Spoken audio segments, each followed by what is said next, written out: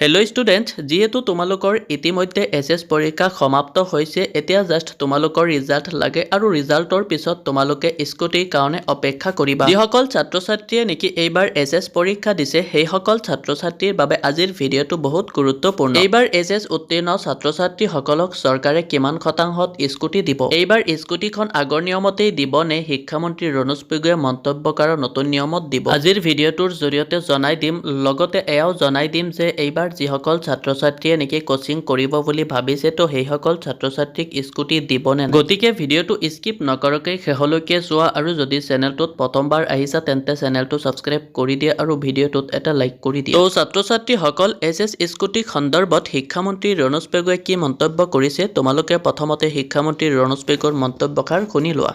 কিন্তু অহা বছৰৰ পৰা কোৱা হৈছে যে অকল 80% পোৱা ছাত্ৰ ছাত্ৰীয়েহে বাণিজ্যন্ত কাকতি বঁটাৰ অধীনত স্কুটি লাভ কৰিব। ছাত্ৰ ছাত্ৰীসকল, নিশ্চয় তোমালোকে ভিডিঅ'টো চাইছা, আৰু এই ভিডিঅ'টো বহুত দিন আগৰ আছিলে আৰু তেখেতে আগতেই জনাইছিল, এই বছৰৰ কথা কৈছিল যে এই বছৰৰ পৰা ছাত্ৰ ছাত্ৰীসকলে স্কুটি পাবলৈ হ'লে 80% নম্বৰ লাগিব। তো ইয়াত প্ৰশ্ন এটা হ'ব পাৰে যে সঁচাই এই বছৰৰ পৰা স্কুটি পাবলৈ হ'লে 80% নম্বৰ লাগিব নেকি? তো ইয়াৰ উত্তৰত মই ক'ম যে নহয়, কাৰণ মুখ্যমন্ত্ৰী হিমন্ত বিশ্ব শৰ্মাই এছ স্কুটি সন্দৰ্ভত এতিয়ালৈকে একো মন্তব্য কৰা নাই, আনকি কেবিনেট বৈঠকতো ইয়াৰ সন্দৰ্ভত একো কথা কোৱা নাই। আৰু এছ স্কুটি সন্দৰ্ভত এনেকুৱা ধৰণৰ কোনো বৈঠক বহা নাই যে 80%ত স্কুটি দিব। জাষ্ট শিক্ষামন্ত্ৰী ৰণোজ পেগুৱে কোনোবা নিউজ চেনেলত কৈছিলে কথাষাৰ। যেতিয়ালৈকে এছ স্কুটি সন্দৰ্ভত কেবিনেটত একো সিদ্ধান্ত নহয় আৰু মুখ্যমন্ত্ৰী হিমন্ত বিশ্ব শৰ্মাই স্কুটি সন্দৰ্ভত একো সিদ্ধান্ত নলয়, তেতিয়ালৈকে আগৰ নিয়মতে স্কুটি দিয়াৰ সম্ভাৱনা থাকিব। স্কুটি দিয়াৰ আগৰ নিয়মটো আছিল যে ছোৱালীসকলক 60% আৰু ল'ৰাসকলক 75%। তো ছাত্ৰ ছাত্ৰীসকল, এইবাৰো কিন্তু তোমালোকক 60% আৰু 75%ত স্কুটি দিব। তো ছাত্ৰ ছাত্ৰীসকল, এতিয়া বলা তোমালোকক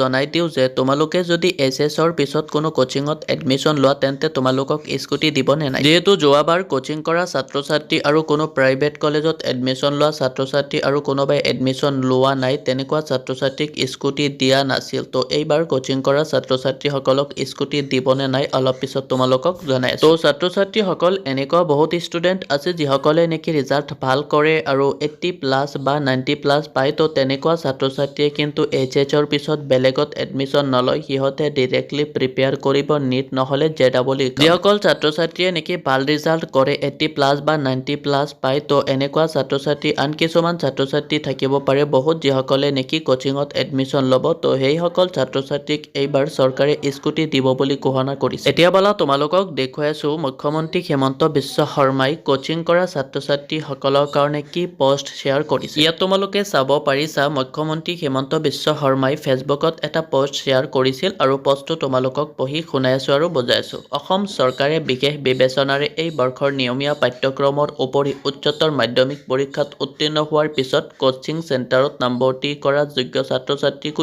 স্কুটি প্ৰদান কৰাৰ সিদ্ধান্ত লৈছে। কিন্তু অহা শিক্ষা বৰ্ষৰ পৰা নিয়মীয়া পাঠ্যক্ৰমত নামভৰ্তি কৰা ছাত্ৰ ছাত্ৰীকহে এই আঁচনিৰ যোগ্য বুলি গণ্য কৰা হ'ব। বিৰতি বৰ্ষ গেপ ইয়াৰৰ পাছত নিয়মীয়া পাঠ্যক্ৰমত নামভৰ্তি কৰা ছাত্ৰ ছাত্ৰীসকল পাছত স্কুটি লাভৰ বাবে যোগ্য বিবেচিত হ'ব। এই শিথিলতা এই বৰ্ষৰ বাবেহে প্ৰযোজ্য হ'ব। তো ছাত্ৰ ছাত্ৰীসকল, নিশ্চয় তোমালোকে চাব পাৰিছা, মুখ্যমন্ত্ৰী হিমন্ত বিশ্ব শৰ্মাই মন্তব্য কৰিছে যে এই বৰ্ষৰ ছাত্ৰ ছাত্ৰীসকলক কিন্তু কোচিং কৰিলেও স্কুটি দিয়া হ'ব। আৰু যদি কোনোবা ছাত্ৰ ছাত্ৰী গেপ ইয়াৰ আছে, সিহঁতকো কিন্তু স্কুটি প্ৰদান কৰা হ'ব, কিন্তু এই নিয়মটো অহা বৰ্ষৰ পৰা চেঞ্জ হৈ যাব। ছাত্ৰ ছাত্ৰীসকল, ভিডিঅ'টো এইখিনি আছিল। ভিডিঅ'টো ভাল লাগিলে ভিডিঅ'টোত এটা লাইক কৰি দিয়া, আৰু চেনেলটোত যদি প্ৰথমবাৰ আহিছা তেন্তে চেনেলটো ছাবস্ক্ৰাইব কৰি দিয়া আৰু ভিডিঅ'টো বন্ধু বান্ধৱীলৈ শ্বেয়াৰ কৰি দিয়া।